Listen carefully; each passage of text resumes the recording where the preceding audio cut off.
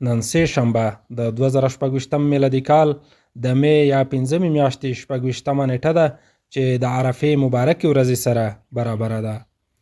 دا ورځ چې د حج د مراسمو یو لوی رکن بلل کیږي، حاجیان پکې د عرفات پر غونډۍ او شاوخوا دښتو کې راټولیږي او ټوله ورځ په دعا او عبادتونو تیروي.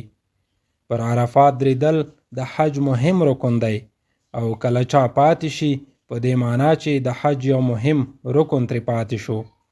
نو ځکه حاجیان د عرفات غونډۍ یا د عرفات میدان ته د رسیدو هڅې کوي. حاجیان به له لمر لوېدو وروسته مزدلفې ته روانېږي او سبا چهارشنبه د لوی اختر یا عید الاضحی لومړۍ ورځ ده.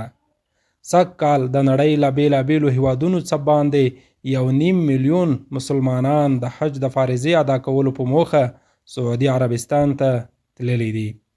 درنو لیدونکو، د دا ډول نورو معلوماتو لپاره په یوټیوب کې SNN یا صمیم نیوز نیټورک تعقیب کړئ.